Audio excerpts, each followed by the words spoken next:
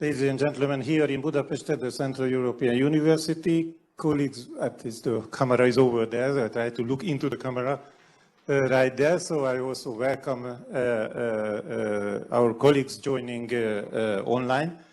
This is the Regional Forum for Europe, the Summit for Democracy. I would like to welcome all the participants. This is a hybrid event, so we expect around 120 participants, 2/3 joining online, 1/3 we had a great pleasure to welcome you here at the Central European University. My name is Zsolt Szolnoki. I'm the former Secretary General of the former Association of European Election Officials. And just in brackets, a small explanation for those of you who was not following the story of the ACPO, that due to the Russian invasion against Ukraine, and of course the non-agreement between the ACPO members about how to treat with the Ukrainian and the Russian members in the association, this international cooperation has been dissolved around 2 months ago.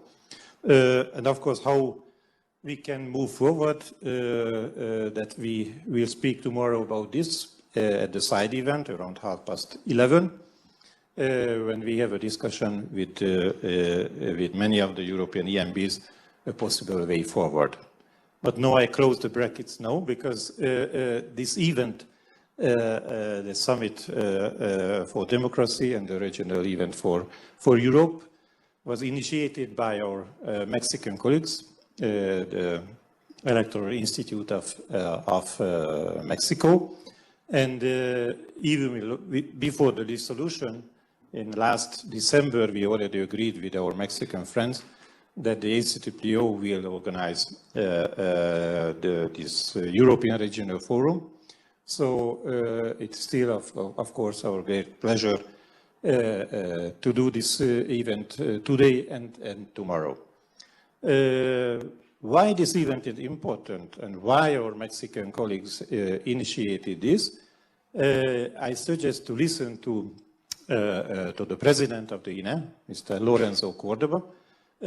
Of course, due to the time difference, he cannot be with us now.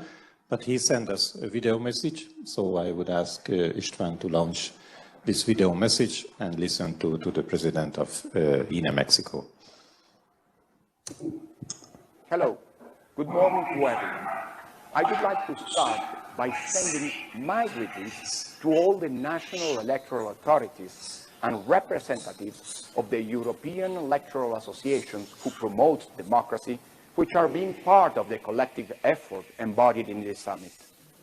My very special greetings to the former Association of European Election Officials, ACEEO, and especially to Mr. Zsolt Szolnoki, former Secretary General of ACEEO, for his commitment and leadership in building a new organization of European electoral experts who will keep on supporting democracy and elections in the region.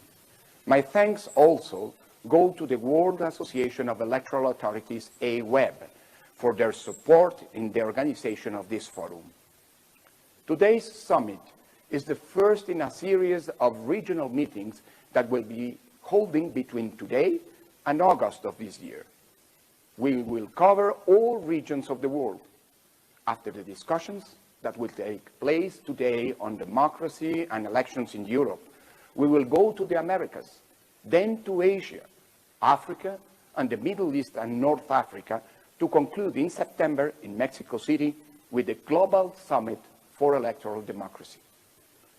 Rather than a series of isolated regional events, we seek to engender a broad and inclusive process of dialogue and exchange of experiences, fed by diverse voices from a variety of sectors, institutions, and with different perspectives, but all with the same concern: which is to promote and recover the value of the elections as the mechanisms for building peace and common future, and as a civic tool of strengthened plurality and give direction to the destiny of the nations and the world as a whole.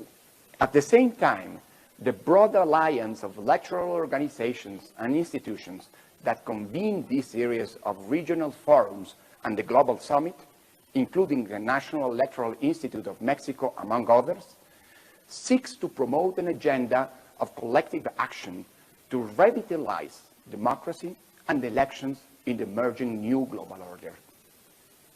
We do because the historical moment we are living in calls for it. Democracy has been going throughout critical moments for some years now. After several decades of expansion in the world, since the beginning of this century, especially in the last 10 years, democratic regimes are being questioned for their ability to govern in conditions of plurality and improve the development conditions of contemporary societies. The lack of attention and solutions to problems such as poverty, inequality, corruption, violence, and impunity, just to mention a few of them, have been the breeding ground of an understandable discontent and disagreement with the governments emanating from free and fair elections. Citizens lose interest in elections because they perceive that their problems and needs, far from being addressed, have deepened, or because elected authorities represent their own interests and those of their parties more than the interests of the general public.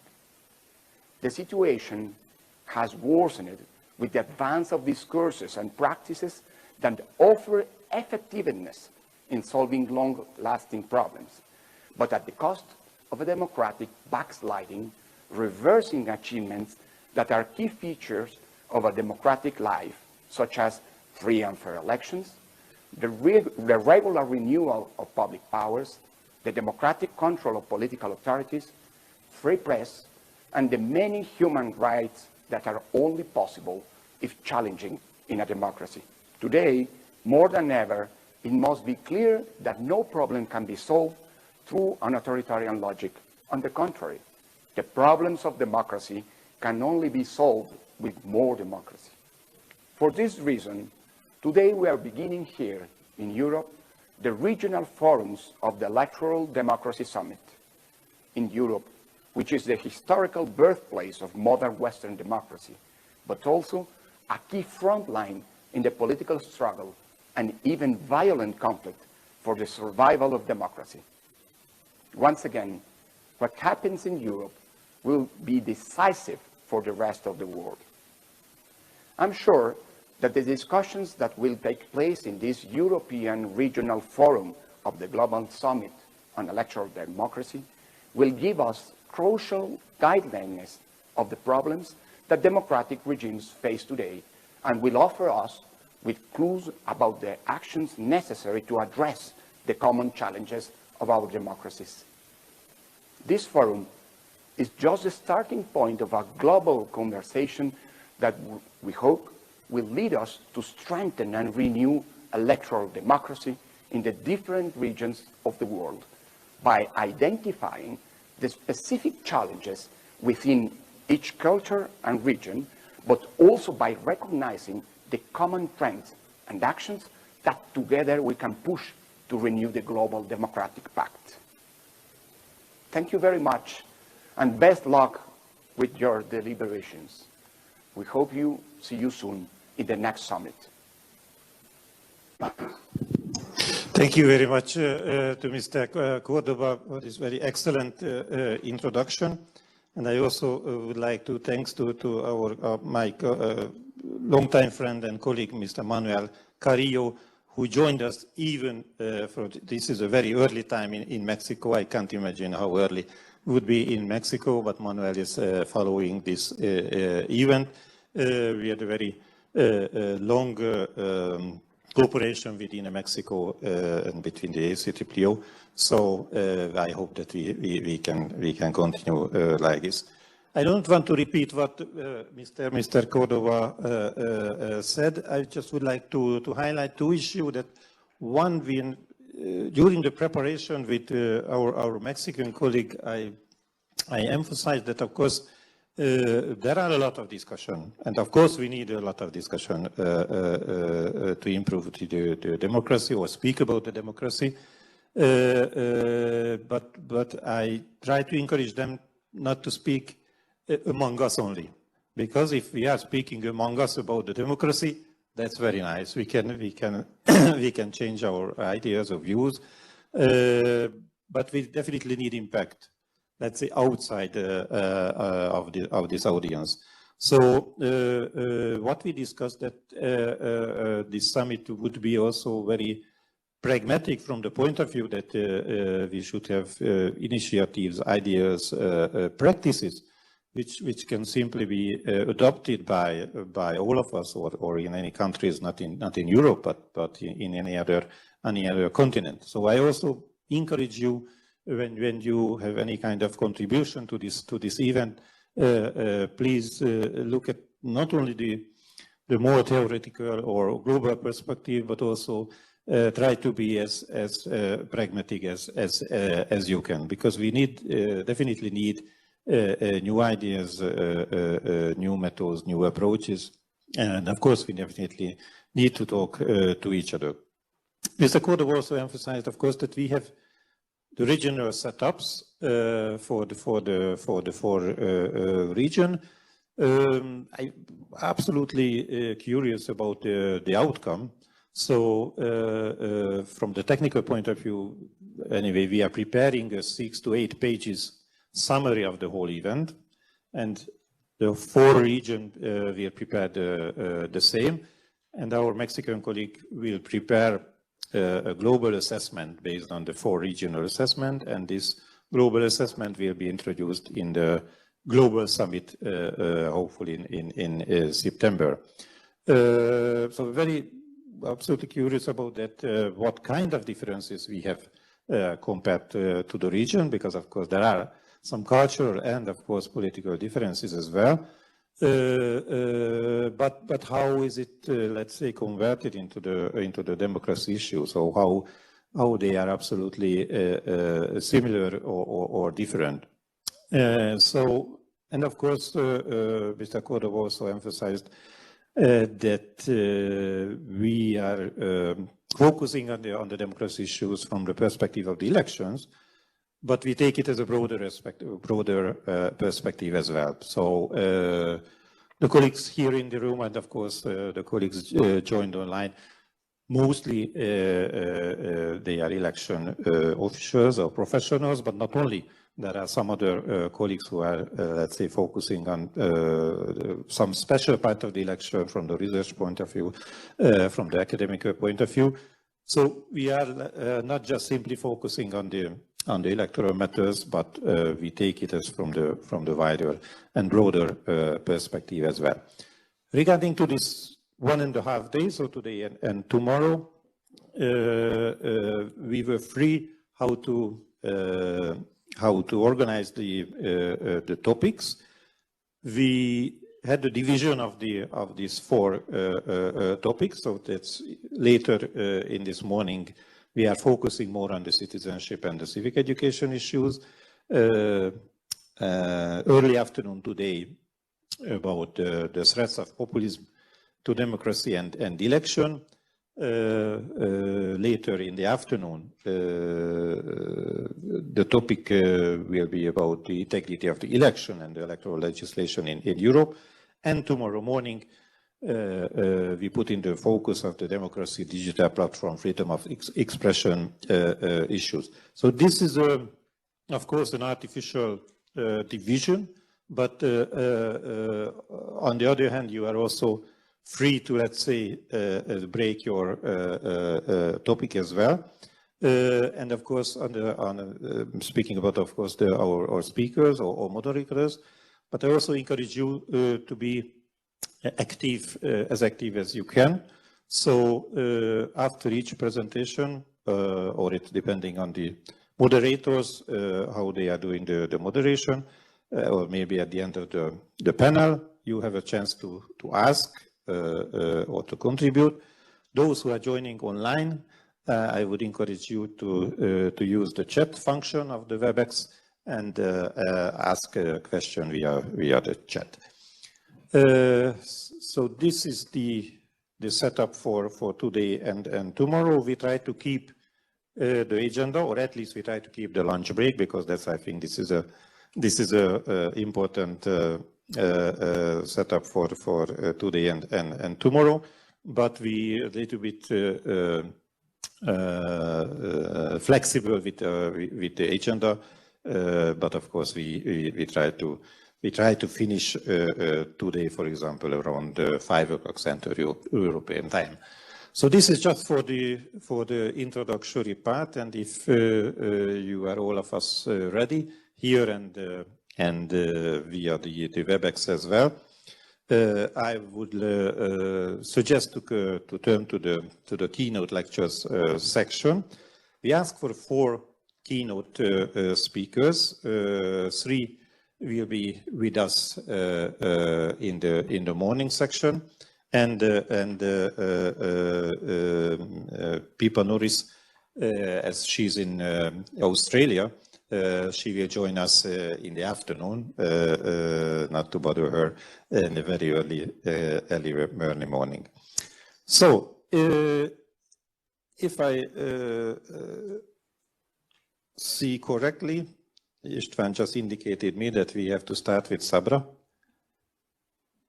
István, yes? Okay. So I would first ask Mrs. Sabra Bano, who is the director of the Gender Concerns International, and to join me, or to join to the podium. It's up to you which part you would like to see. Sabra, please. Sabra has also the speaker during our global summit in the very beginning of February, and we are very happy that you can join us today as well. Please, Sabra, you have the floor. I was thinking I'm going to be second speaker. Thank you very much. Good morning from Budapest to also our online participants. It is an honor and privilege to be able to join the teams that are gathering from today on the initiative of National Electoral Institute of Mexico to address global challenges that are faced to our institution of democracy: wars, military coup, COVID, and the atrocities committed to minorities.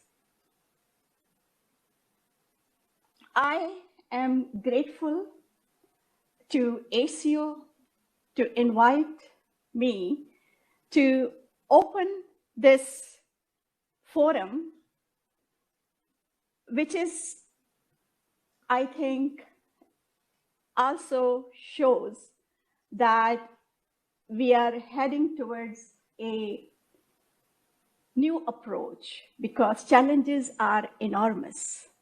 The gender perspective in electoral processes are new elan. We need to understand why democracy is failing, why we have democratic challenges, who is included, who is excluded, and how do we reform in our efforts to rescue our civic virtue.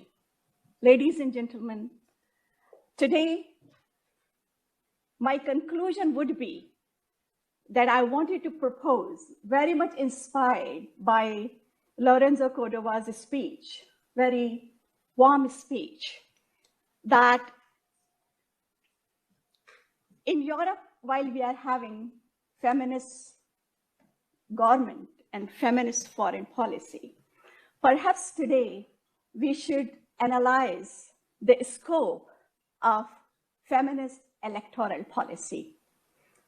Feminist electoral policy is nothing but just an approach, a perspective that is inclusive to recognize, to respect, and to resource the ones who are not included. This is the feminist perspective. It's not about any gender's domination. It is about equality. And I think as human beings, people who believe in democracy and the dignity of democratic institutions, it is important that gender equality becomes our norm in electoral processes, in decision-making bodies, in accessing the electability. The parity listing is an important doorway for both genders. I mean, there are other genders, but let's talk about two main genders, male and female. It is important to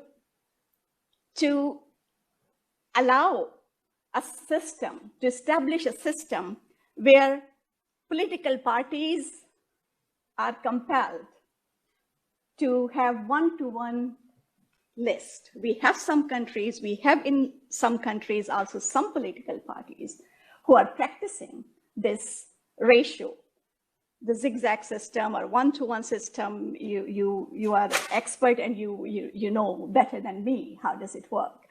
But it needs to be as a policy, as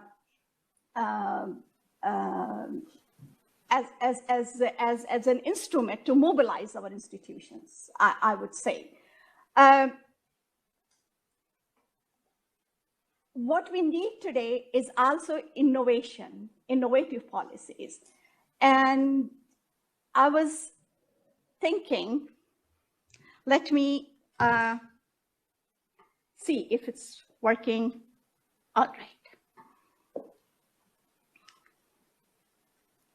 So today I'm talking about a scope of education and feminist electoral policy as an introduction to this forum leading towards Mexico, and hoping that other regional forums and other discussions would also reflect on the discussion that we are having today and this morning.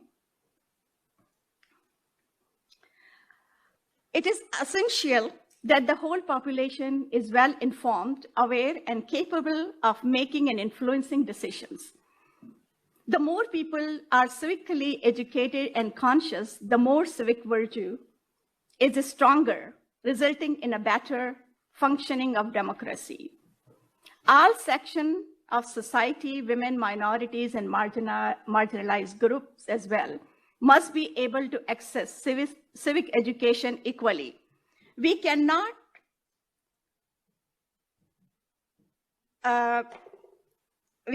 say to live in a true democracy of individuals or groups systematically possess unequal civic political power.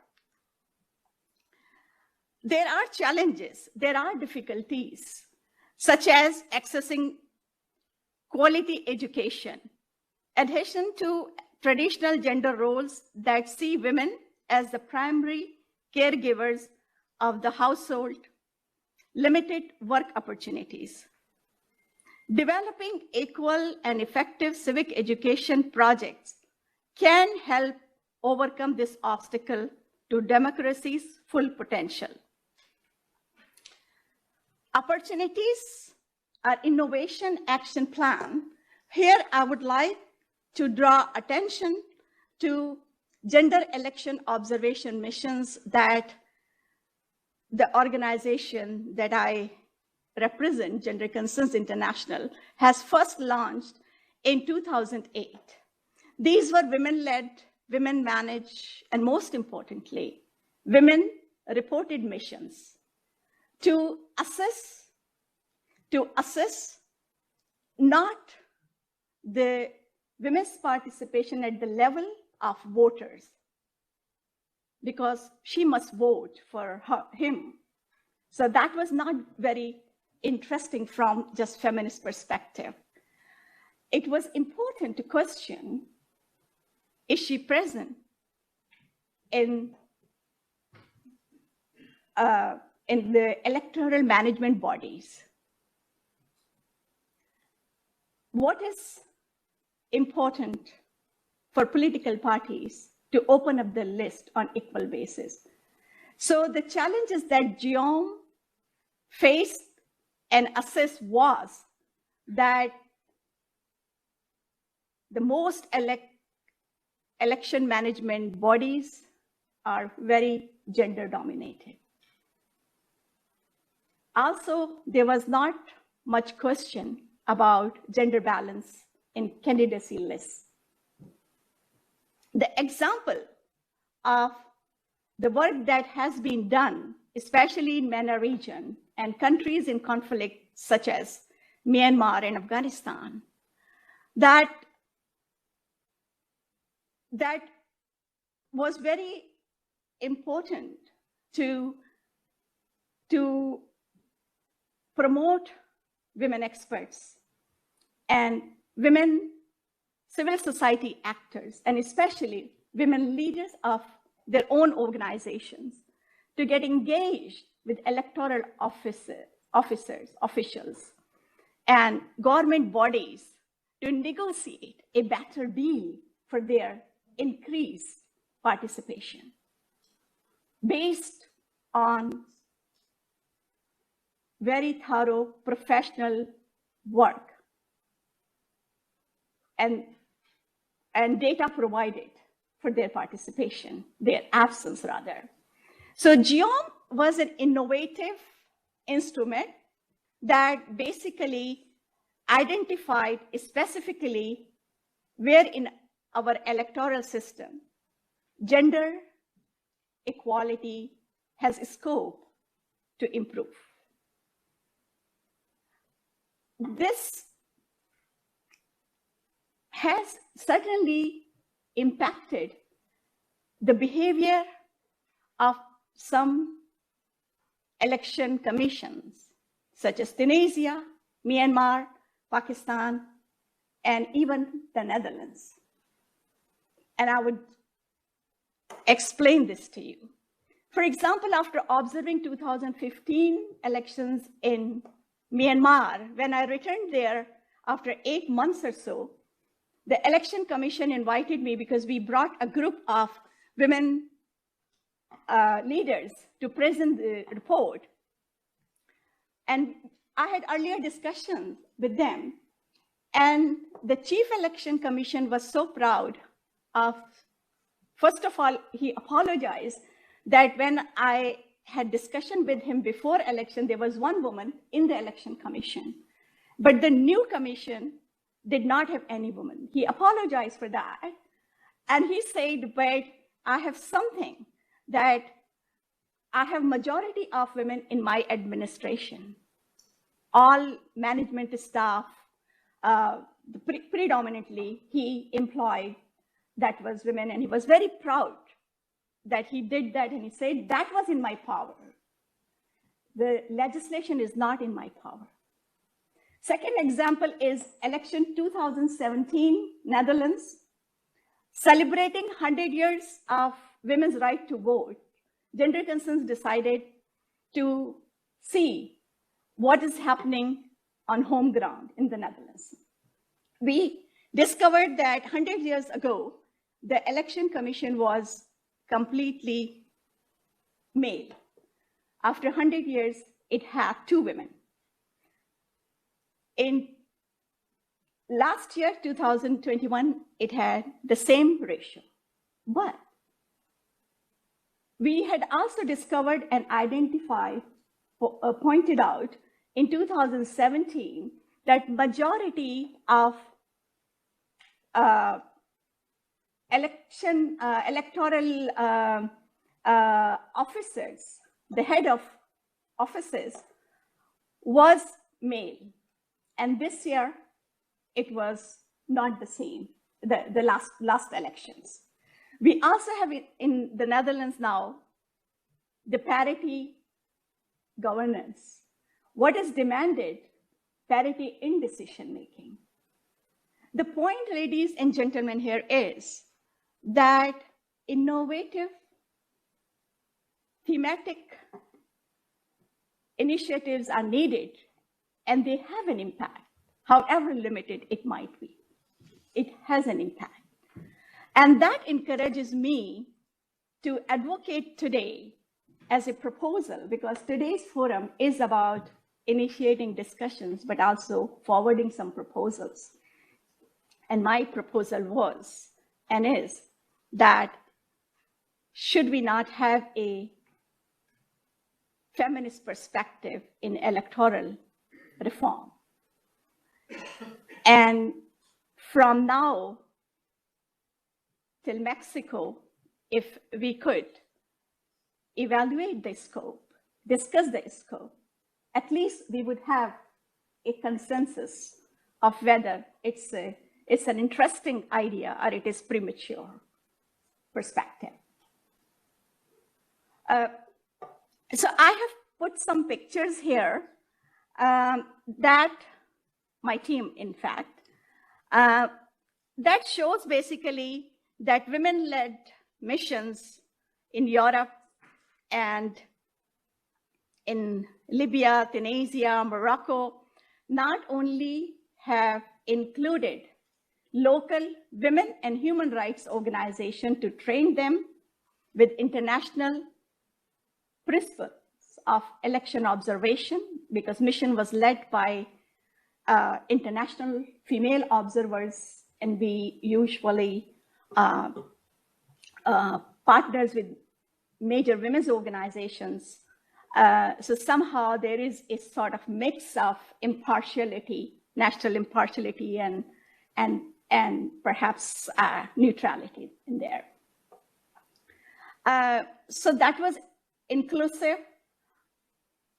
and it has affected later on to organize parliamentary and local councils, female network within the decision-making bodies, including Myanmar, Morocco, and Afghanistan, to train female parliamentarians to demand, for example, more gender resources, gender-focused resources for the country, not for the women, but for the country.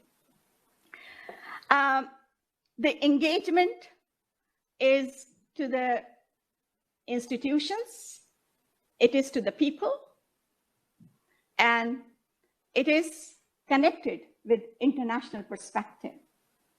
So it has some ingredients to mobilize towards a change that we think European democracy is faced with today.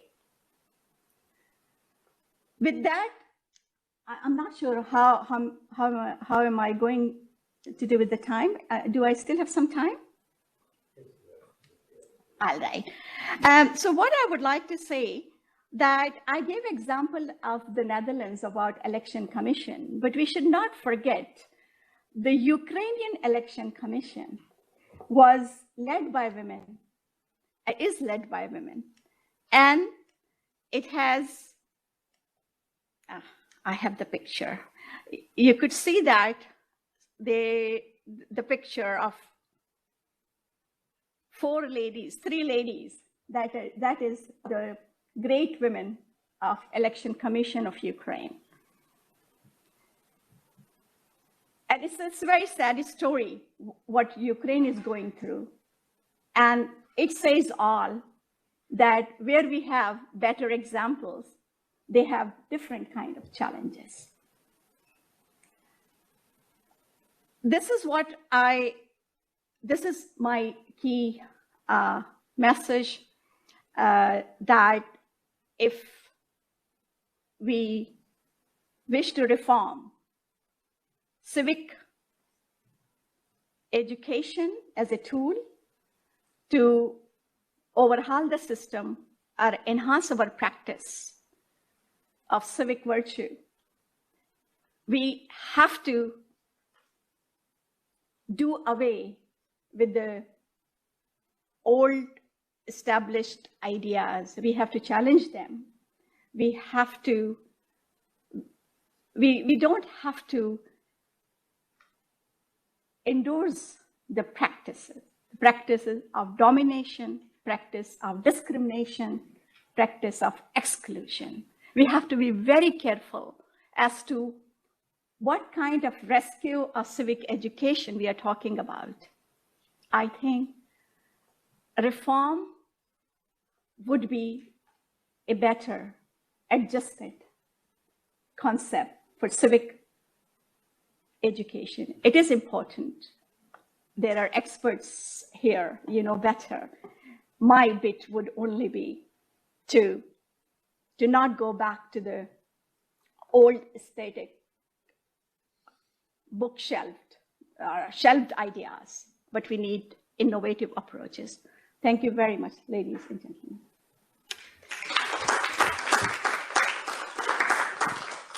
Thank you very much, Mrs. Bano, for your first presentation. We might come back to you with some questions, but now I would like to ask you to listen to our next lecturer, because Mr. Zsolt Enyedi couldn't with us today physically here in Budapest, but he could join us via the WebEx, and due to other arrangement, I would ask now Mr. Zsolt Enyedi, who is the senior researcher of the Democracy Institute of the Central European University, to step in. Mr. Enyedi was even before the previous pro-rector of the Central European University here in Budapest. Mr. Enyedi, welcome, and please take your mic and screen. Thank you very much. Can you hear me well? Yes, very good. Thank you. Well, thanks for the invitation, and let me apologize for not being present in Budapest. But as you know, CEU had to move its teaching activities to Vienna. So in a way, the topic that I will be speaking about, the consequences of populist politics, is well illustrated by the fact that I cannot speak from Budapest. Within the academic field of democratic theory, the prestige of elections, meaning the institution of elections, has declined. Multiple factors play a role in this change. Let me just emphasize the two most important ones. First, nowadays theorists are busy looking for the possibilities of how to democratize the society as a whole, going beyond the narrowly conceived political arena. Additionally, a focus on elections appears to be outdated for many in the era of participatory budgeting, citizens' assemblies, and various deliberative mechanisms. Second, multi-party, and in this sense competitive, elections became ubiquitous around the world. And their existence therefore no longer signifies a dividing line between democracies and autocracies. The second development, however, also triggered a heightened interest in the mode of elections among political scientists. By mode, I don't mean electoral systems or the legal regulation of franchise, but rather I mean the room provided by formal and informal procedures for intimidation, exclusion, and fraud. Theorists rarely pay attention to this research agenda, but comparativists, scholars interested in democracy promotion, area study specialists, and public policy scholars do. I've been asked to speak about populist parties and elections. In principle, the combination of the two of these could be a happy one. Populism as such has a positive take on elections. Elections are supposed to be decisive events in a populist-style democracy, since they are regarded to be the most authentic channel for the expression of the popular will, perhaps alongside referendums. Of course, it matters what exactly we mean by populism.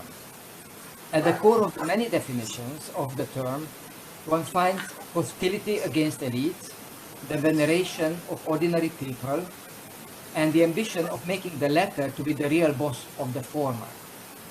Not all populists are explicitly illiberal, but populism has an illiberal potential because it tends to think about the people in a homogeneous way.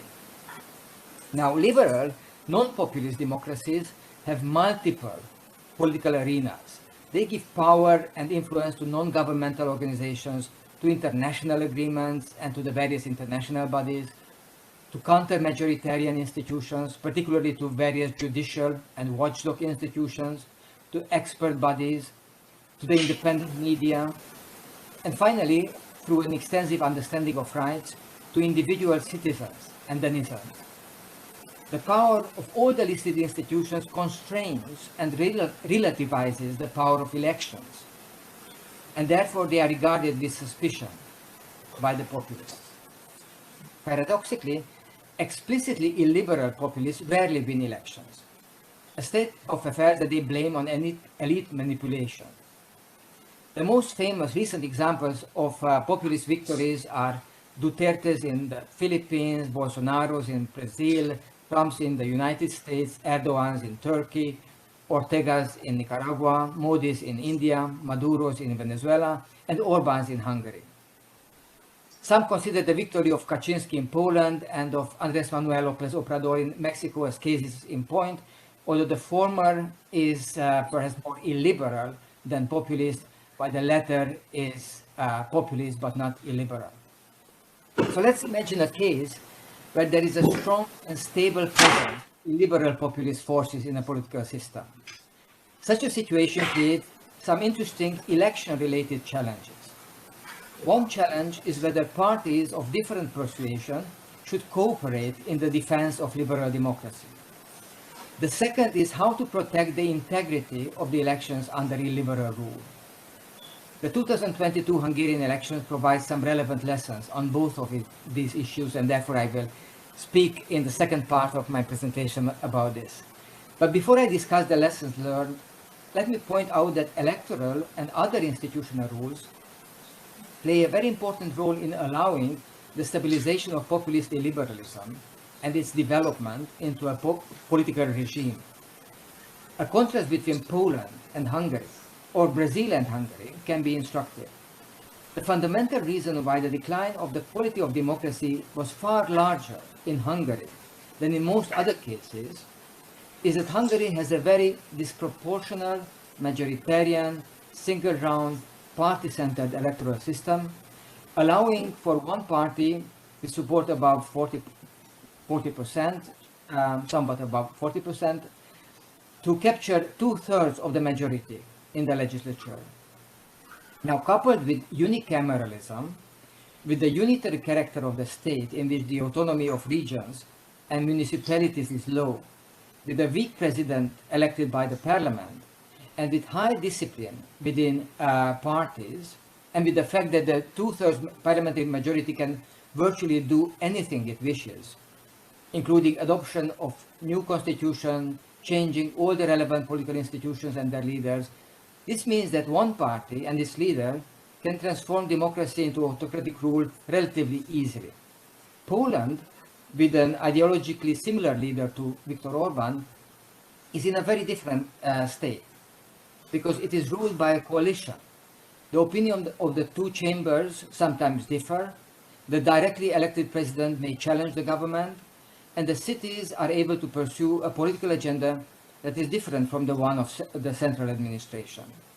Countries such as Brazil, or for that matter, United States or Mexico, with their federal structure, provide a much more difficult ground for any political group that tries to impose its will on the country as a whole. Now, turning to the issue of cooperation among the opposition forces within an illiberal regime and the issue of electoral integrity, I must start with the claim that on both accounts, something very positive has happened in Hungary recently. Unfortunately, right now, we are in danger of dismissing both, belittling and even ridiculing important political innovations. So let's consider first cooperation among parties. In an illiberal regime, parties have many choices. The problem is that all of them are risky. They can, of course, compete pretending that they operate in a consolidated democracy. Or they can boycott the elections. Or they can create pre-electoral pacts against the government. They can even create a unified umbrella party to overturn the regime. They can rally around some non-partisan personality, and finally, they can ally with social movements. The example of countries like Venezuela shows that if the regime itself is strong and it has no inhibitions using its resources, the result of all these strategies by the opposition may easily be defeat. But this doesn't mean that there is no variation across these strategies in terms of their effectiveness. Some of them may be still much better than the others. In Hungary, many of these strategies have been tried.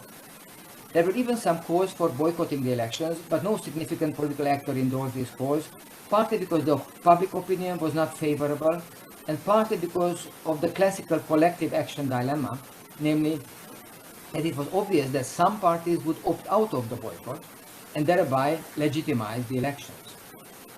As far as cooperation with each other and with NGOs is concerned, after some partial facts, all relevant opposition parties, altogether 6 of them, united behind one Budapest mayoral candidate 3 years ago, and in 2022 they all endorsed one prime ministerial candidate, a unified electoral list, and one candidate in each and every single member district.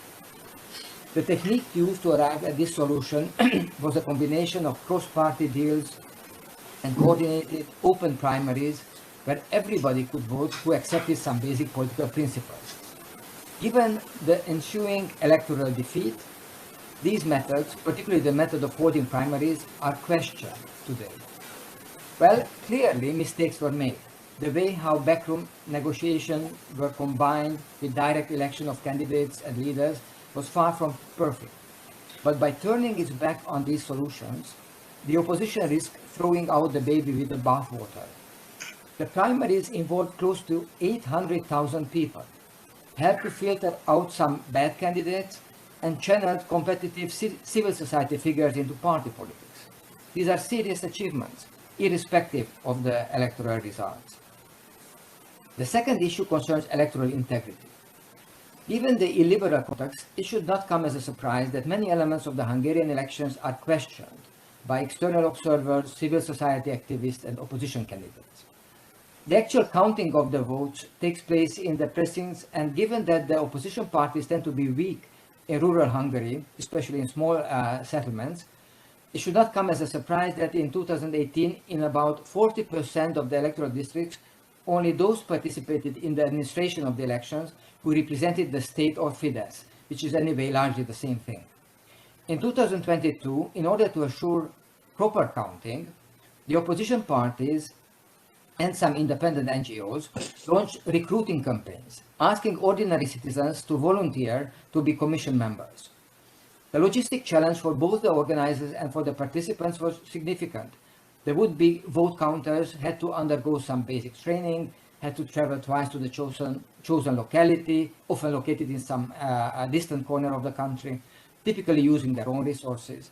The campaign still was a great success. About 20,000 vote counters were recruited, and for the first time, the opponents and the supporters of the Orbán regime were equally present when the ballot boxes were opened. The day after was difficult for the participants for 2 reasons. First, Fidesz won with a landslide. Second, they haven't revealed any major irregularity. Many of them felt that they wasted their time, and some of them even felt that the campaign organizers misled them. For an armchair observer like me, it is easy to spot the logical fallacy in this. The very fact that no actual fraud was exposed does not mean that in the absence of monitors, things would have unfolded in the same way. In any case, the public opinion concluded that the elections in 2022 were cleaner than in 2018. We ran post-election survey after both elections. In 2018, those who questioned the cleanness of the elections outnumbered those who didn't, in a 41 to 36% ratio, while in 2022 the same ratio was 36 to 49 in favor of those who thought that no fraud has happened. In 2018, only 32% considered the playing field to be level. In 2022, 53%. Of course, these numbers still indicate that a significant portion of Hungarians question the integrity of the elections, but the improvement in the public opinion was tangible. We have also asked the question whether the respondent noticed anyone voting under external pressure. 12% answered affirmatively. While on the previous question there was a strong partisan bias, government supporters considering elections to be fair and clean, while opposition supporters being more skeptical, on this last question there was no partisan difference. Moreover, virtually all respondents who reported on voting under undue influence acknowledged that in a subsequent question that we asked in the questionnaire, that the pressure was exercised in favor of Fidesz. So many Hungarians sensed that there is something wrong with the context of election, but the outrage was much smaller this time than a couple of years ago. Probably most citizens think that given the socio-political climate, meaning the war, the lavish governmental expenditure, many other factors, Fidesz would anyway, and then why to blame the electoral process? Of course, many opposition voters still consider vote buying to be a significant problem. Their moral indignation, unfortunately, has some less appealing consequences. In our surveys, we asked both in 2018 and in 2022 whether the respondents agree with the statement according to which only those should have voting rights who studied in school for at least 8 years. In 2018, 50%. In 2022, 62% agreed with this statement. Moreover, the agreement was higher among the opposition voters, who otherwise had a significantly more progressive orientation than the Fidesz voters. Coming back to the clearness of the election, the clear lesson for monitors is to go beyond what happens on the very day of vote, but consider the overall structure of conditions. OSCE observers noted there is a considerable disproportionality in the population size of the districts. There is a pervasive overlap between the government's information campaigns and Fidesz's electoral campaign. There is a disparity in the allocation of billboard space for campaign posters, a lack of transparency and insufficient oversight of campaign finance, and that the government can spend unlimited amount of money supporting its favorite option in a referendum. The latter was significant because on the 3rd of April, the election coincided with the government-initiated referendum. But one needs to go further and consider, for example, the tone of the public media that incites hatred against the opposition candidates, or the fact that the addresses obtained by the state, as citizens' addresses obtained by the state as part of a COVID registration have been used to disseminate vicious attacks against the opposition. All these developments stem from the fact that party and state are in practice one today in Hungary. And this is where the issue of populism comes back. Populism can serve the public by constraining oligarchic tendencies, so it can have some positive function. But once populists win and they start to dominate the state itself turns into the embodiment of the virtuous people. Under such conditions, the defense mechanisms developed against tyranny, such as freedoms, checks and balances, the rule of law, autonomous social institutions, individual and group rights, or pluralism in general, are inevitably under threat. Populism has no program for self-limitation.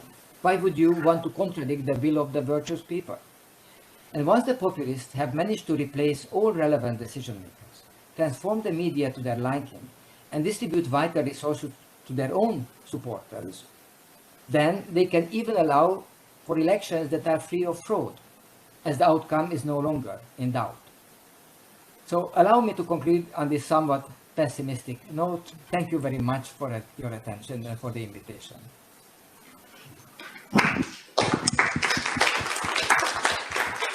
Thank you very much, Mr. Ranieri, for your excellent presentation, making a basement for us regarding to the populism and democracy, and of course also your excellent outline about with the practical examples about the Hungarian election this year, and of course back to 2018.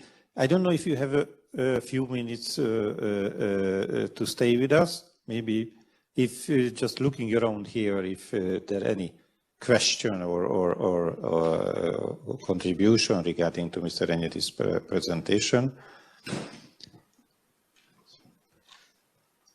We have a mobile microphone if you want to step in somewhere. Oh yes, we have. And let's check the chat. There is no question. Okay, then of course please, there is only one question. You will not see Mr. Renyedi because we don't have a camera, but you will hear it, of course. Thank you very much for your interesting remarks. My name is Holly Ruthroff. I'm the team leader for Election Observation Democracy Support. We're a project that supports the EU election observation, which of course is outside of Europe rather than inside of Europe.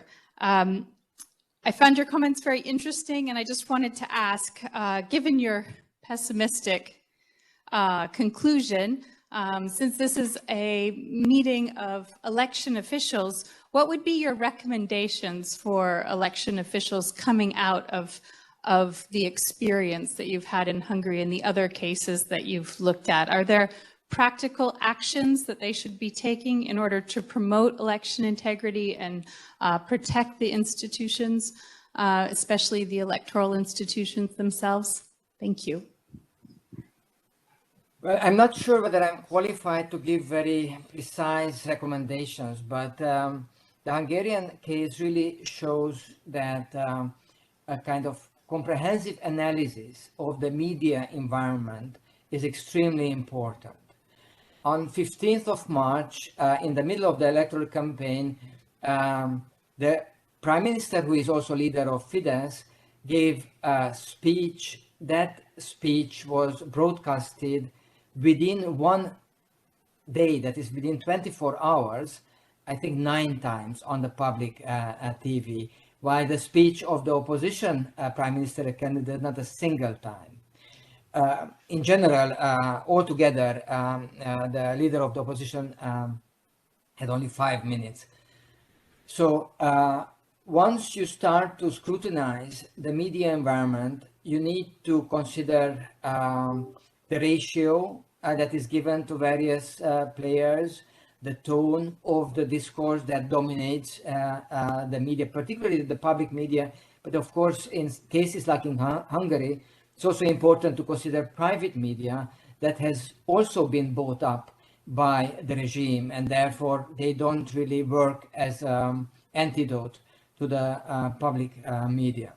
So on the one hand, this entire communication environment of an election is very important, and the use of state symbols, because if you are an ordinary citizen who doesn't pay much attention to politics, and you sense that voting for the opposition means voting for your own state, for your own country, then you think twice, or you don't even think about it, but you just vote as a default by the state. So what electoral monitoring can do in this case, I think, to kind of listen and consider findings of investigative journalism and other scholars who document how the overall discourse, political discourse, has been distorted during the months and years prior to the election, and demand some sort of institutional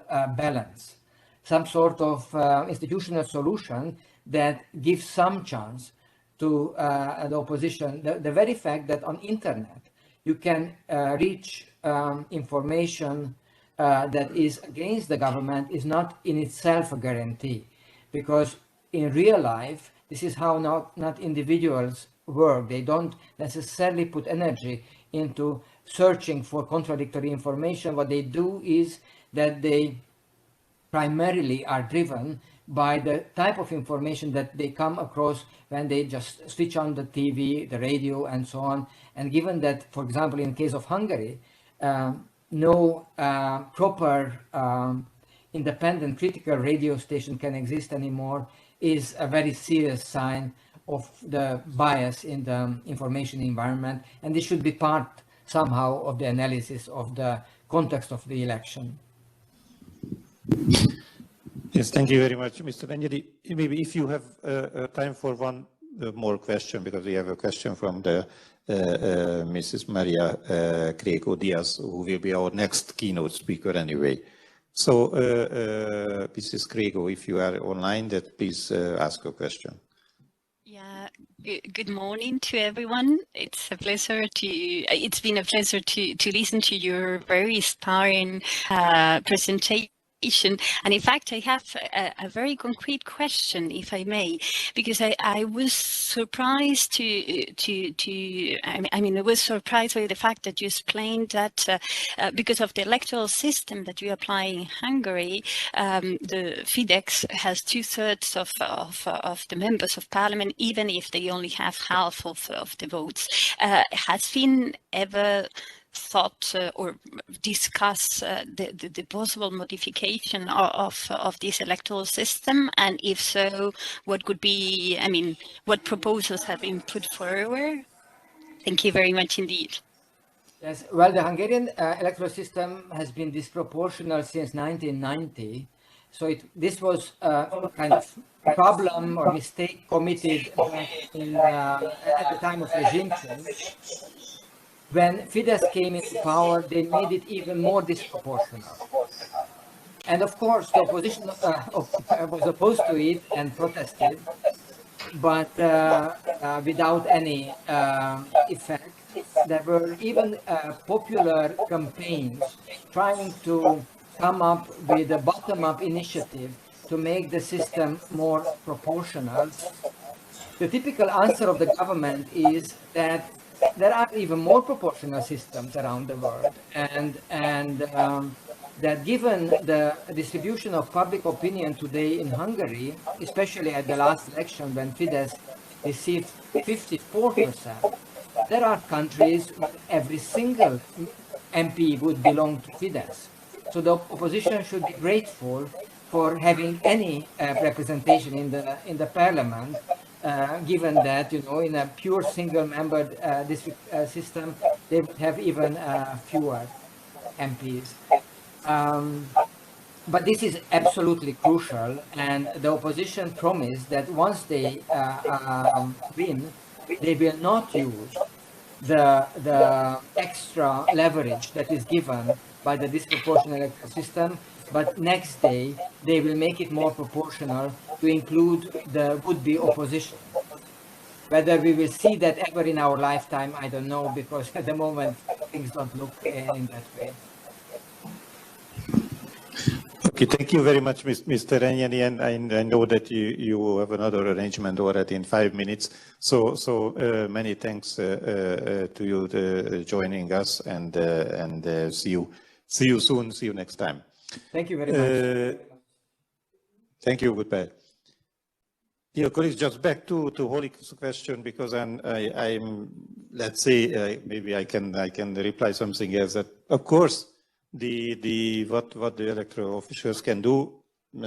I know that of course for example the Hungarian National Electoral Office of Hungary has some suggestion all the time, and of course it's always the responsibility of the legislator what and how they take it. And of course you can imagine that based on the examples of Mr. Regnani, that in this, for example, in this special case, what we have in the Hungarian Parliament, that the result is quite obvious. So, of course, and that would be, I think, my message as well. The electoral officials should do what they can do, so they should be very active in assessing the different opinions after the observation missions and so on, and making suggestions. But that's happening in Hungary as well, in every 4 years as well.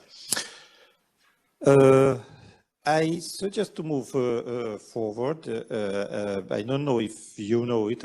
I guess most of you know it, that there is an initiative which try to make the European parliamentary election more European than today. As you know that the European parliamentary election is taking place in every EU member state. They're voting a party list, and with some proportional distribution, they are sending the MEPs to the European Parliament. But as it's a European Parliament, it was this had been already on the table since, I don't know, 20 years, that how to change it or make it more European. And now I think that important steps have been taken by the European Parliament. That's why we ask now to listen to Mrs. Maria Diaz-Grego, who is the policy analyst in the European Parliamentary Research Service, because she will speak about, of course, this initiative and maybe some other aspects as well. So, Mrs. Diaz-Grego, you have the floor, please. So, good morning to everyone. I guess that I should say good night still for those that are following us from Mexico. Thank you very much, of course, to the organizers to invite me to participate in this event. I'm really honored to be here with you. I mean, here online, of course, but I'm really honored to be with you and to have this opportunity to discuss about democracy and free and fair elections, and to do it in a moment which I think is crucial because as it has been said by some of the speakers, the Russian invasion of Ukraine and some other developments around the world remind us every day, every single day, how important it is to nurture democracy and pluralism. So, as the speaker has already said, as the moderator has already said, I will focus now on EU democracy and on the rules that apply to the elections to the European Parliament. And more concretely, I will focus on a very recent legislative initiative that has been put forward by the European Parliament. That initiative was approved on the 3rd of May, so more or less 1 month ago. And as it has been said already, it is really proposing to modify the rules that apply to European elections. Before I go to the details of this proposal, I would like to highlight that we are still talking about a legislative initiative, a proposal. So we are not talking about the law yet. In fact, this proposal still needs to follow, I would say, a long path before becoming the law, because according to the EU treaties, once a proposal to modify the electoral rules is put forward by the Parliament, this proposal needs to secure unanimity in the Council, which are the representatives, the governments, if you want, of the member states to become law. And after that, it needs to still be approved by all member states following their constitutional procedures. And those constitutional procedures usually involve national parliaments of all the member states. So, as I'm saying, we are still in front of a draft, a proposal, a legislative initiative, and therefore not the law yet. And we will know if we have it as a law yet, of course, but still, I think that the proposal is so ambitious that deserves a lot of attention. So I'll focus on this proposal and I'll try to explain to you the main elements of it, turning around 3 main points or 3 main ideas, if you want to. First idea. This proposal is not going to completely modify the electoral system that we currently apply to European elections. So if you want, this proposal is not going to be a revolution, a complete change of the rules, of the electoral rules. But it is going to modify substantively the electoral rules that we apply to those elections, of course, if it is adopted. And third idea, it's going to do it with a clear federalist spirit. So the main goal of the proposal, as I will explain, as the moderator has already highlighted, is to enhance the European dimension of European elections. So 3 main ideas. The proposal is not a revolution, but it's going to be, if you want to, a major evolution of the electoral system, and it's going to be a major evolution in a clear federalist spirit. Let's see with a little bit more of details these 3 main ideas. So first, I was saying that this proposal is not going to completely modify the electoral system that we currently apply to EU elections.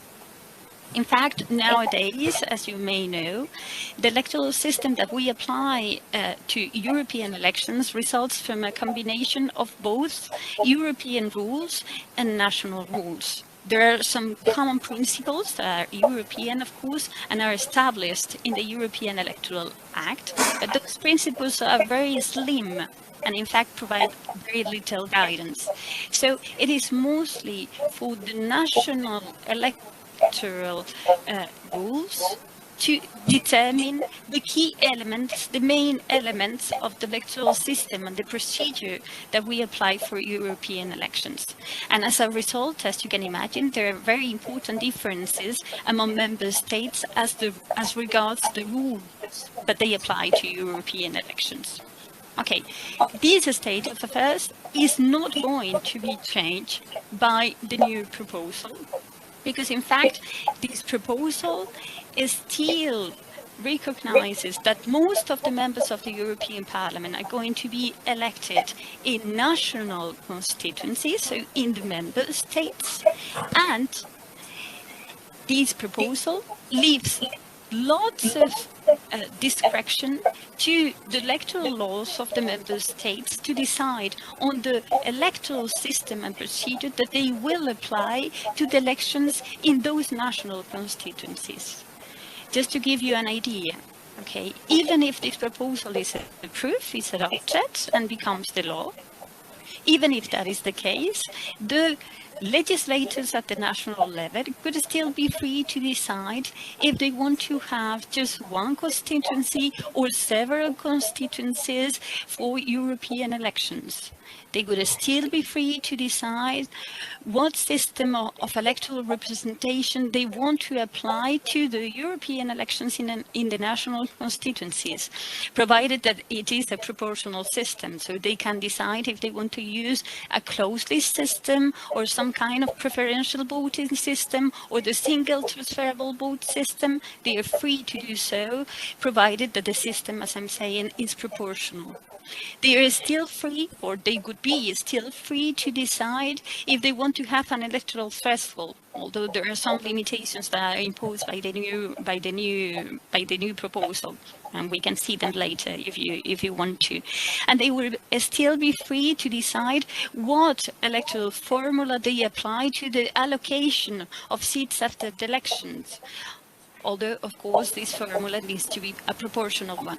So, as you see, there are key elements of the electoral system that could be applied to the elections in the national constituencies that could remain in the hands of the of the national legislators, of the national electoral rules, just as it is the case today.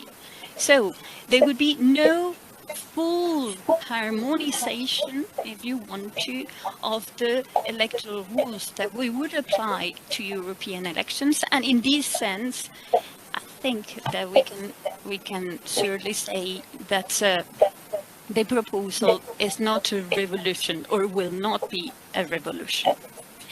But as I'm saying, even if it is not going to be a revolution, I think, and here it's my second idea, I think that this proposal will be a major evolution of the system, because in fact there are some very relevant changes that could be a reality if this proposal, that could become a reality if this proposal is approved. And what are those major changes? Okay, first, let's see them together. First, this proposal includes for the first time ever the possibility of having a pan-European constituency that could act together with the national constituencies, in which 28 members of the European Parliament could be elected through transnational electoral lists. In fact, this idea has been discussed in Parliament for years now, but we have for the first time a proposal for Parliament that clearly indicates how to do it, how to have this pan-European constituency, goes into the details of how to create this pan-European constituency. And what is the main ideas? Where are the main ideas? Sorry. The main ideas are that every EU citizen, no matter where he or she lives, could have 2 votes for European elections, one for the national constituency and another one for the pan-European constituency. And in the pan-European constituency, we will have lists of candidates that could be transnational. So there could be candidates from different member states.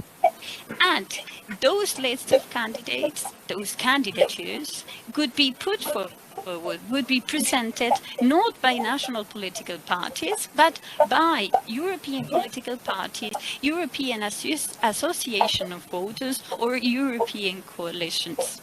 And in addition, the elections in this pan-European constituency could be developed on the basis of a common electoral system. So in this case, yes, we would have, so for the pan-European constituency, if you want, we would have a common electoral system. And the basis of that system are that we will have a closed electoral system, a closed list, electoral system.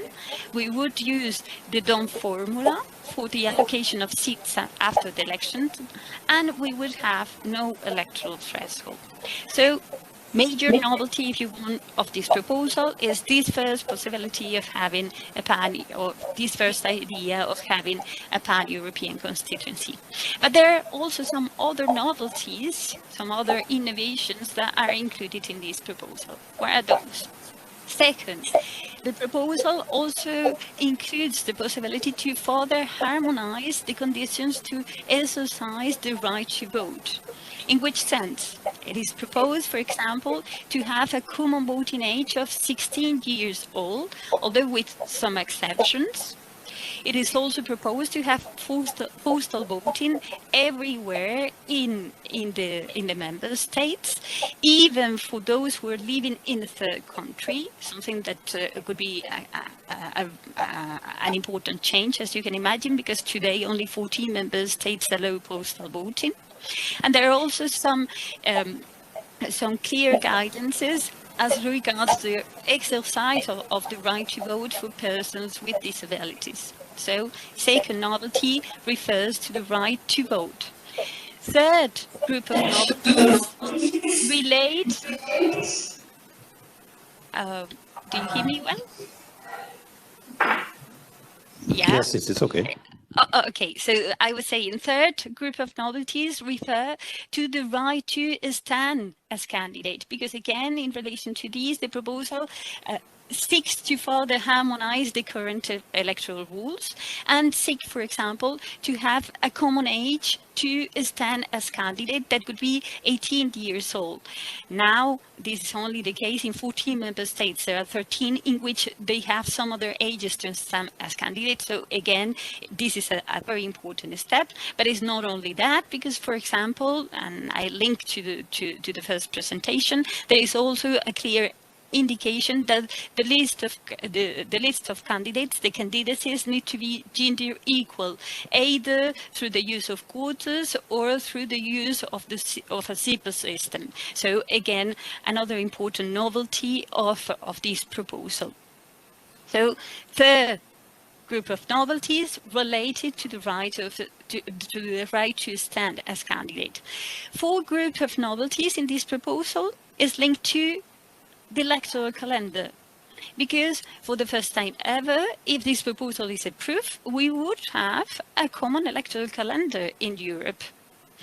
The electoral rolls would need to be ready 14 weeks before the elections. Candidatures would have to be tabled 12 weeks before the elections. The electoral campaign would start all over Europe 8 weeks before elections. We will have a common electoral reserve period of 48 hours before the elections, and we would have everywhere in Europe the same day for elections. That would be the 9th of May, a very symbolic day, I would say, for Europe, because it is the day of the famous, the historic, I could say, Schuman Declaration. So another important novelty, a common electoral calendar. And final novelty that I want to highlight is that in this proposal we have for the first time a germ of European electoral administration.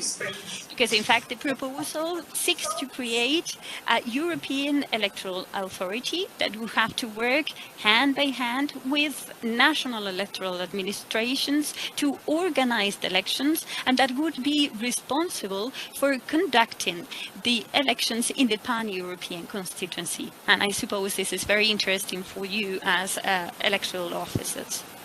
So, as I was saying, this proposal is not going to be a revolution of the electoral system that we currently apply to EU elections, but it can be, if it is adopted, a major evolution of the current system.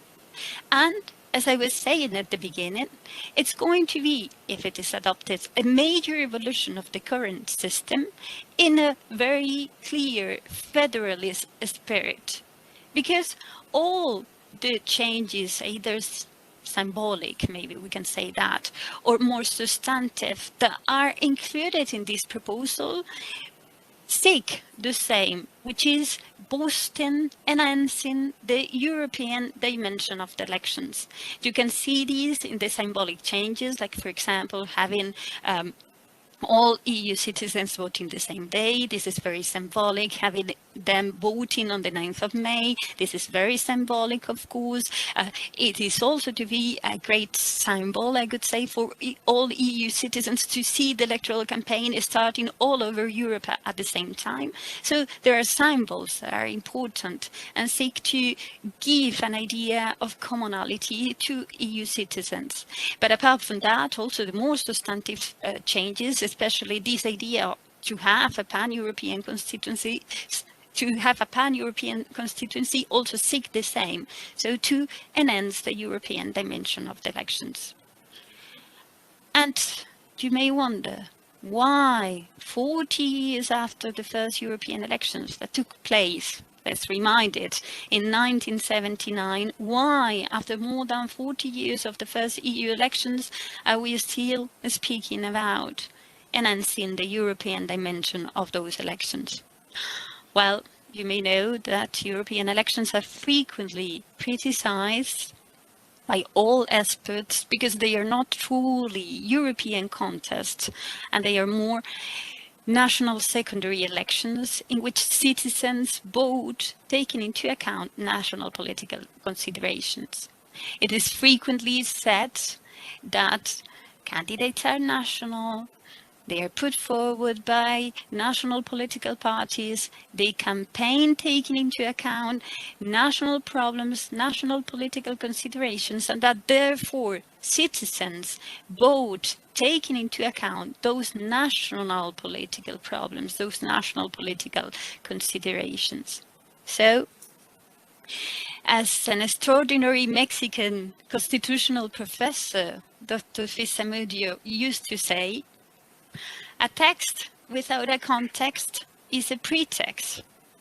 So I don't want you to take Parliament's text as a pretext, so please bear in mind the context, because Parliament is seeking to enhance the European dimension of the elections, is seeking to continue building Europe through these possible change of the European electoral rules. Let's see if this is the final outcome. And here the question is open for discussion, of course. Thank you.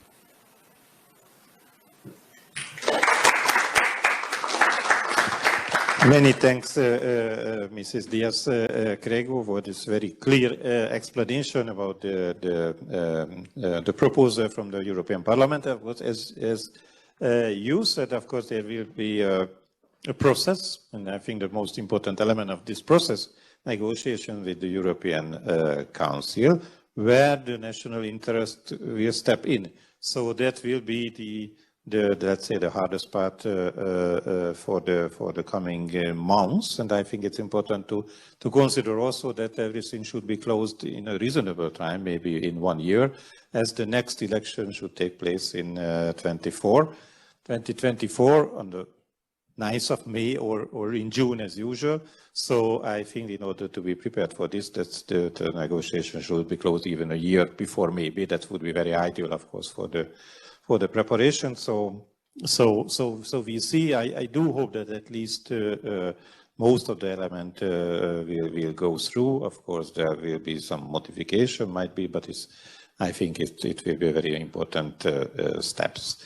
I'm looking around if you have any questions over here, or there are 2 questions as well. Let's start from the lower part and let's go upstairs. You will not see the questioner, but you can listen to the question. Yes, my name is Alexandru Berlinski, CSE Moldova. Thank you very much for your presentation. And I have a question. We saw in the press and media that many countries ask to allow voters that has already 16 years to vote for Europe parliamentary election. What is your opinion about this?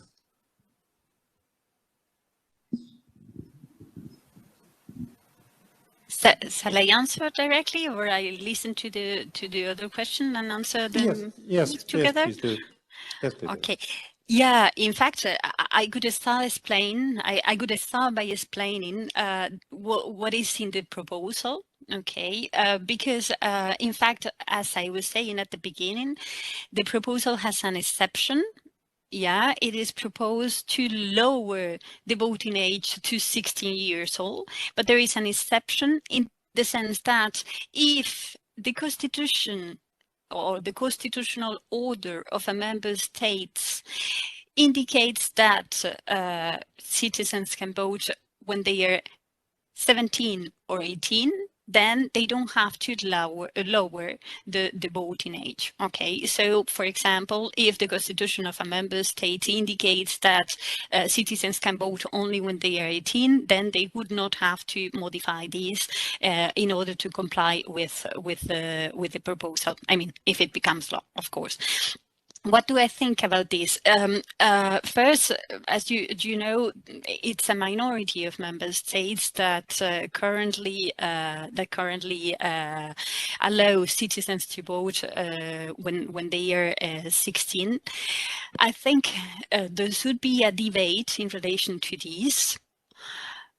From the point of view of the maturity, which is the important question when we go to vote, okay, I could say that there is not so much difference between a person who is 16 or who is 18 years old.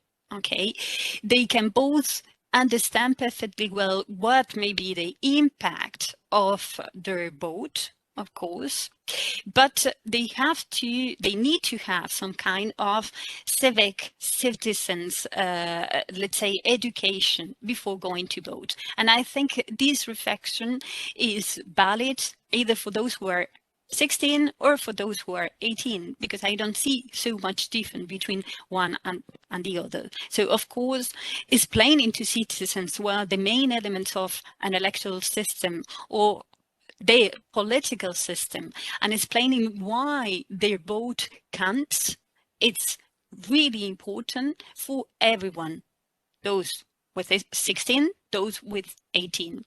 And in any case, I could say that, of course, the decisions that are being taken either at the national level or at the EU level could, of course, impact those who are 16 or 18 years old. And as I think that they can both participate in terms of maturity, then if there is enough information that we provide to those young voters, I could, of course, boast or advise to lower the age of voting and allow those young voters to also participate and participate in public decisions, because in the end we are talking about that. But of course, this is my very personal opinion. I'm not talking about the European Parliament here.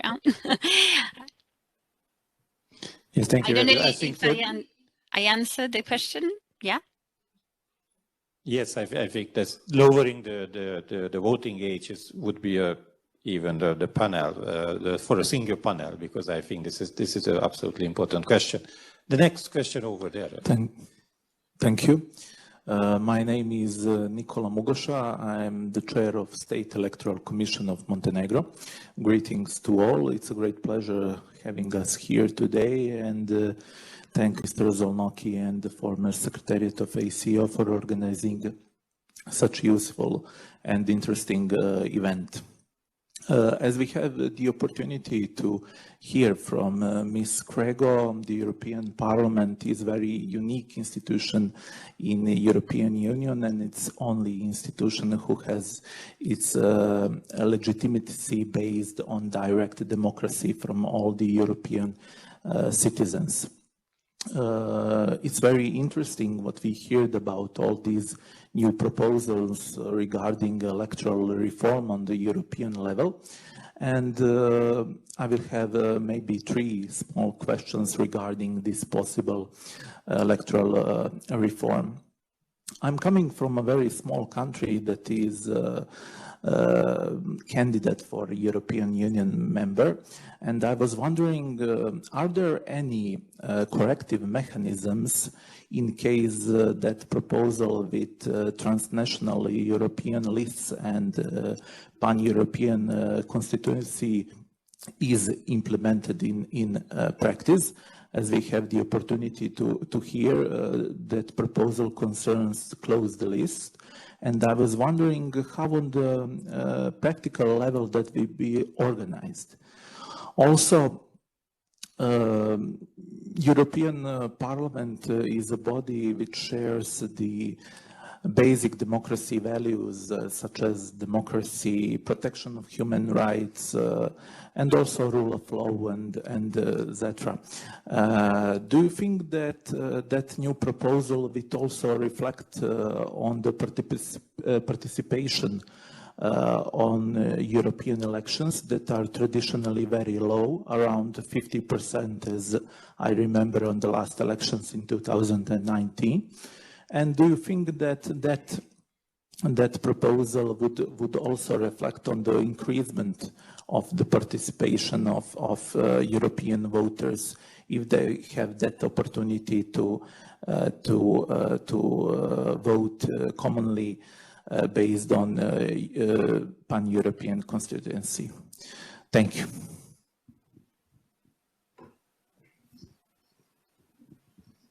Very interesting question. So first, in relation to small member states, yes, this has been a very important debate when thinking about how to make this pan-European constituency a reality. Why? Because there was a fear in the European Parliament, especially coming from members from small and medium-sized member states, that transnational list could be, let's say, coped by candidates coming from big member states, because as in big member states there are more voters.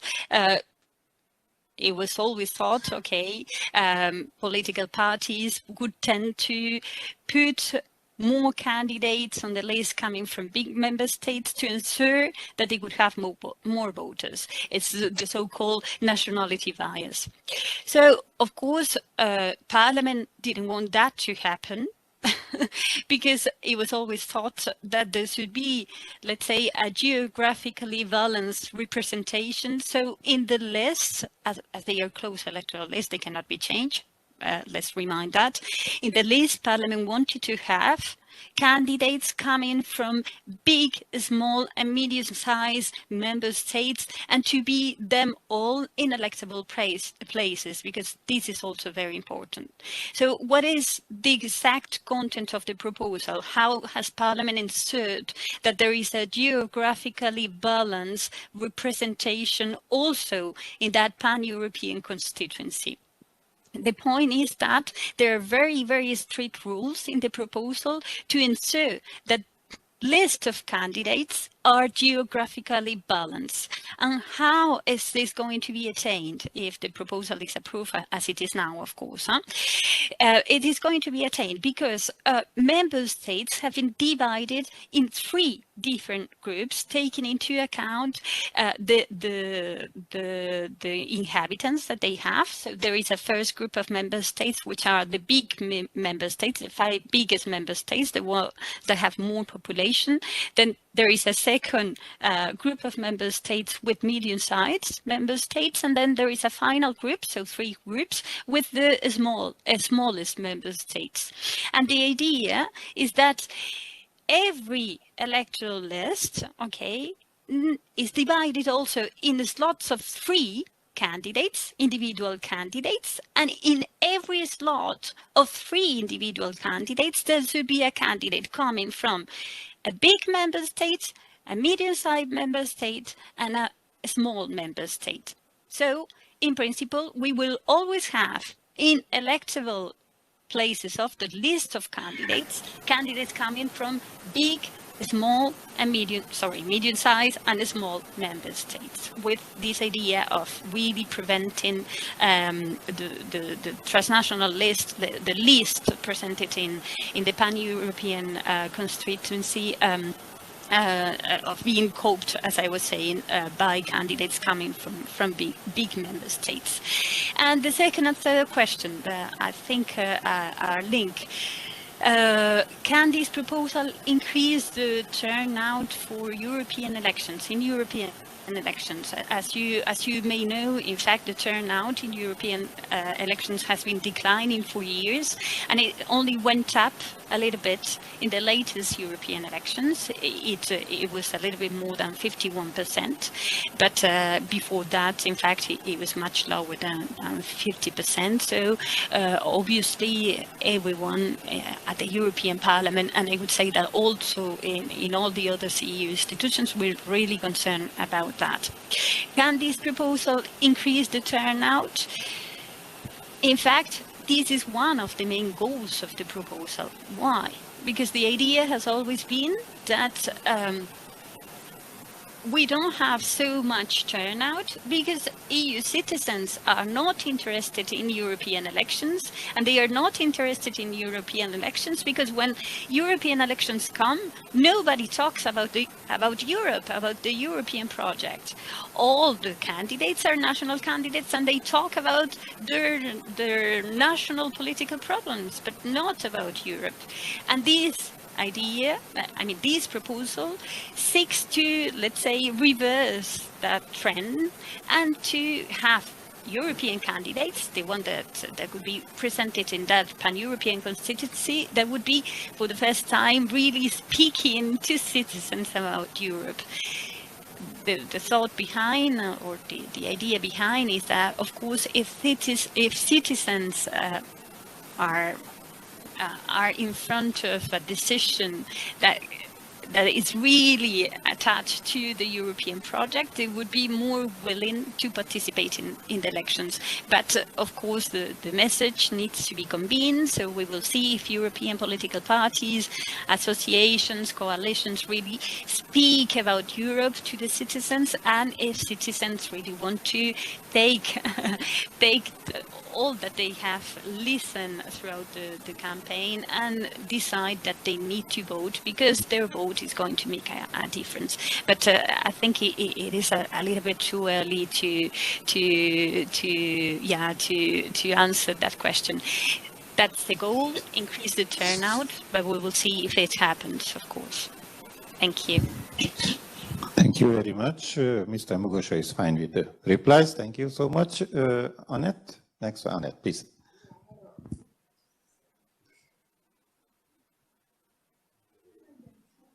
Okay, is it working? Okay. My name is Annette Hadlihic. I'm working with the European Union, and just a very small comment. I was also about to refer to the low voter turnout. What my colleague here from the European Parliament explained is very important, but we also need to see the bigger picture, and the European Union has to become more democratic also in the sense what we have seen with the selection of very high, of the senior management, so also the president of the commission, for example. So here that the European Parliament is stronger and that it's linked. So it's not only the European Parliament as such, but all European institutions. And that will, so if the citizens feel that really their vote is translated into the functioning of these institutions, then they will also feel closer to Europe. But of course, the European Union is not the United States of America. We have had these discussions many times. So it is about also the member states. We should not forget that. So we have, in a way, a bit of a hybrid organization here. So, but again, I mean, it's important really that also the other institutions, also the Commission, becomes really a fully democratic a place, and not that we see these high-profile positions then, selected behind closed doors. Allow me to say that because I come from Germany, so I followed that last election very closely, and I think we were all caught a little bit by surprise, and we know that the original idea did not function. So just that as a side comment. If you allow me, because I'm sitting next to Plata and I know that she has a question, I hope it's okay with the time still. Are we good? Please. Yeah? Yes. Okay. Thank you, Annette. Thank you, Jolt. Thank you for this very interesting presentation. I have two questions. I mean, obviously, all this legislative proposal makes is going to make the entire system more complex. But I'm interested to understand two issues, more practical issues. This European PAN constituency, will it require that the candidate lists comprise candidates from all EU member states, or it could be candidate lists which only, consists of several member states? This is the first question. The second question is whether this, you mentioned earlier that this, the electoral system would comprise of two votes, one for European, pan-European constituency, and then the second one for national constituency. Will the criteria for standing candidates be the same, similar? Who will endorse this criteria, especially when it comes to the European pan-European constituency? Does this mean that then, there is a need to establish a central electoral body who would then endorse, regulate, put in practice and manage this, issues related to the pan-European constituency? And my second question is that, the obvious aim is to make European Parliament, the obvious aim with this legislative is to make the European Parliament more stronger within the EU institutions. Is there any consultation process already ongoing with member states? Any, informal or basically to see whether this would be accept it, or basically, yeah. Yeah, thanks. That would be my questions. I think the person has finalized the question in part. Yeah, shall I answer? Yes. Yeah, Yes. Great. So again, very interesting questions that go really to the point. So first, if I may, thank you very much for my colleague there from I think the European Parliament too, or another EU institution, for highlighting in fact the link that there is between parliament elections and of course how especially the commission is appointed, because of course in general in electoral law we know that when we personalize elections, so when citizens are thinking that are really electing the head of the executive, they participate more. Okay, that we know it. So, of course, one of the ideas that is behind this proposal, I didn't have the time to explain it because I wanted to really stick to my time, and this is a little bit more complex. One of the ideas behind this proposal is that as we will have a pan-European constituency, okay, and we will have transnational list of candidates, European political parties could be able to include as head of those transnational electoral lists their candidate for the presidency of the Commission. And then the idea that Parliament has in mind is that we will see an electoral campaign that could be personalized and that could be led, if you want, by the lead candidates of every European political party to the head of the EU's executive, which is, of course, the Commission. And that, of course, again, that could boast that would boost the European dimension of the elections, and that would increase citizens' turnout. So, in fact, in Parliament's mind, there is this idea that European political parties with this pan-European constituency would have, for the first time, the possibility of having a lead candidate that could be allowed as a candidate in the pan-European constituency to campaign all over Europe and explain his project or her project for the future of the continent. I mean, the future of the European Union. So, of course, this is a very important issue, and thank you very much for my colleague for helping me out. And then there were several questions coming from some other speaker. So in transnational list, we will have candidates coming from all the member states. Not needed, okay? Because maybe not, or maybe yes, we don't know, but there is not an obligation to include them, okay? Because in fact, the list needs to be transnational, and as I was explaining before, in every slot of 3 individual candidates of the list, we would need to have a candidate from a big member state, a medium-sized member state, or a small member state, but there is no need to have one from every member state. Okay, so we can maybe have 2 Germans or 2 French or 2 Cypriot, okay, candidates without any problem, as long as these, let's say, this geographical balance representation, as it has been indicated in the proposal, is complied with. Okay.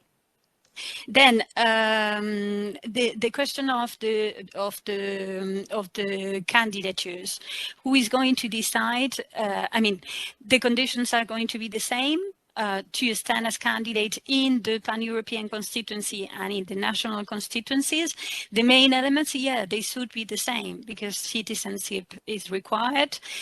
The age to stand as candidate that was really different across member states could be common, would be 18 years old, and the incompatibilities are also defined, although I didn't go into the details, but the incompatibilities are also defined in the proposal. So in principle, the main conditions should be the same, okay?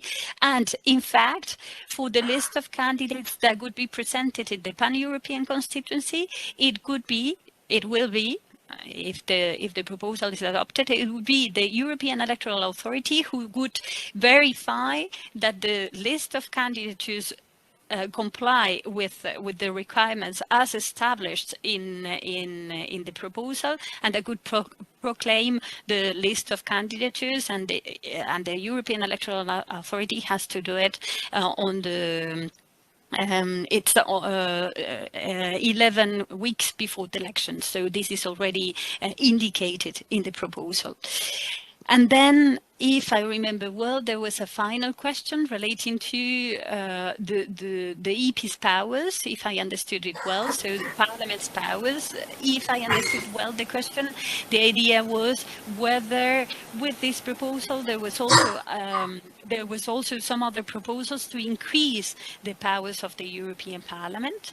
And I should say that we need to see this proposal in the broad picture.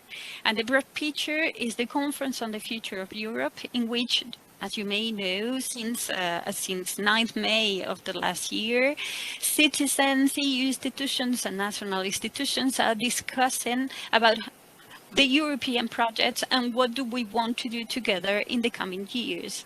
And of course, there are some institutional reforms that are being thought within this conference on the future of Europe.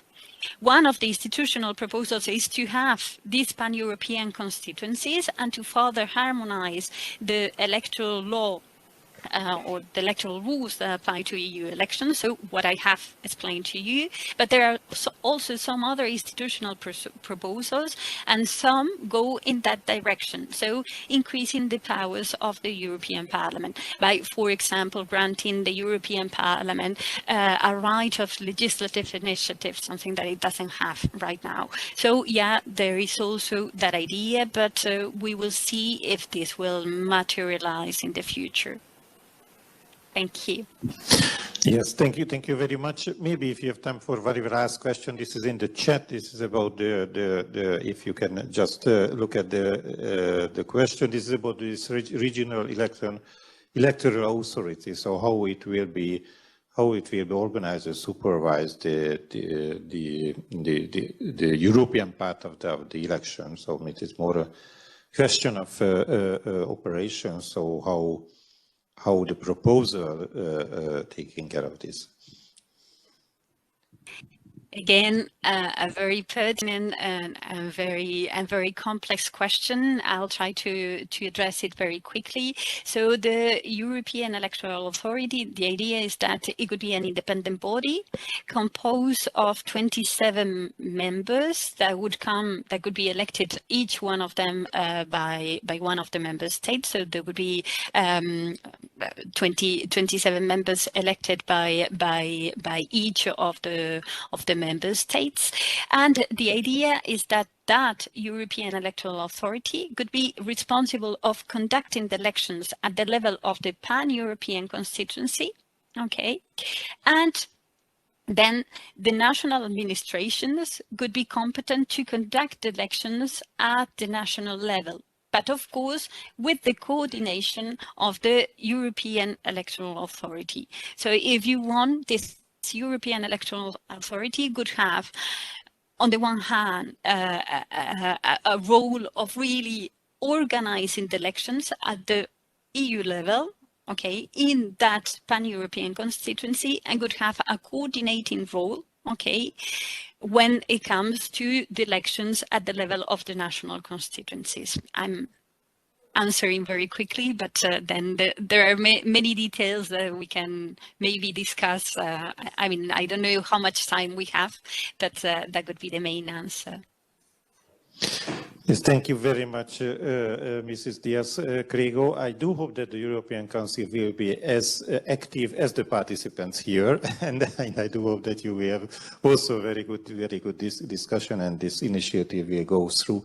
Many thanks to you joining us, and then wishing you another successes to get this initiative through.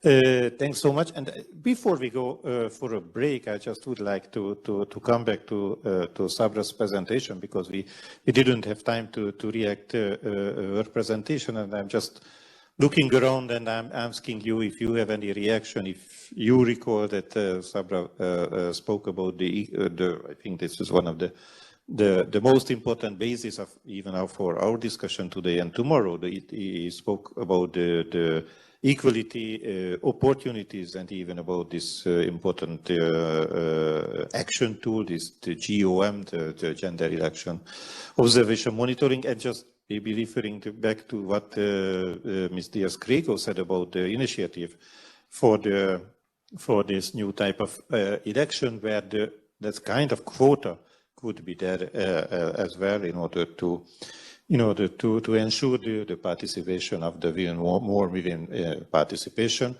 Again, maybe Hungary is not the best example, when we have a very limited participation of the women in the elected institution. So I'm looking around if you have any question or contribution back to our first presentation. Irena, please.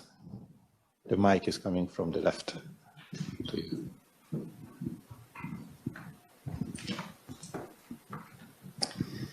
My name is Irena Hadžiabdić. I'm a member of the Central Election Commission of Bosnia and Herzegovina. And I really liked your presentation and I liked your ideas. And I'm proud to say that actually in our electoral management body, we adopted the policy, and we were among, I think, the few institutions in my country, probably Agency for Gender Equality and Central Election Commission, and we did that in cooperation with them, that we will actually, that we are really very supportive, and we would like to advocate for gender equality in public and political life.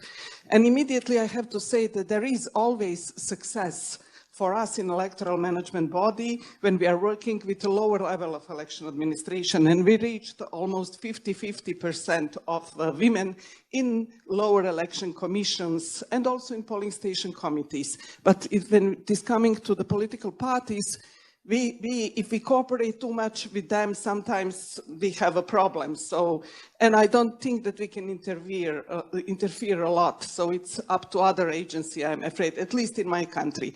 But there is one thing that I would like you to comment, and that is the fact that actually we thought in the beginning that we will fight only for equality. At the moment, we are fighting against violence towards women in election administration. And that is our main focus, and it is really disappointed. It's not always physical abuse, it's more verbal, but it is something that it is so negative, and it is actually increasing. So I would just like to hear your comment. And that is the part that we shouldn't forget.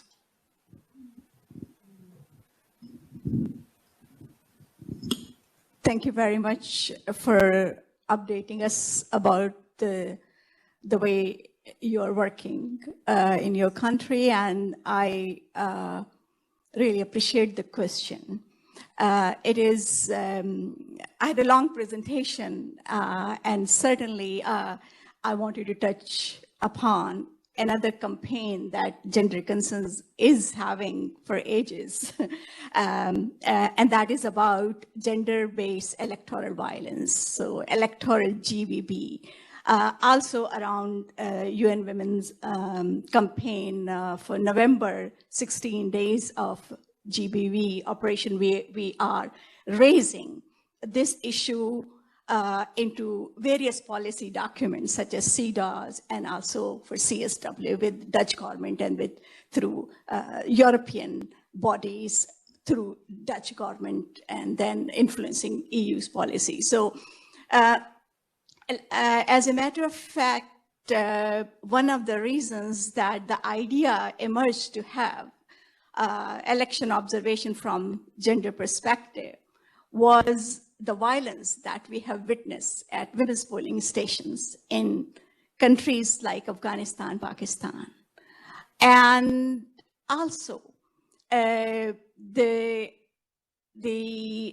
violence is not only increasing, its aggression, defamation of the political campaigners, female political campaigners, that has always been argued actually through GEOM missions. And what we have also noticed during last elections in the Netherlands, our foreign finance minister now,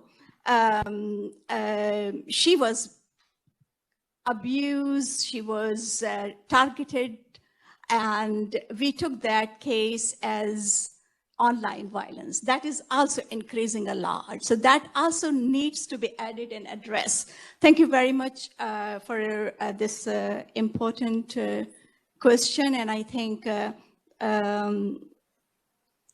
it's not just about discrimination, it's about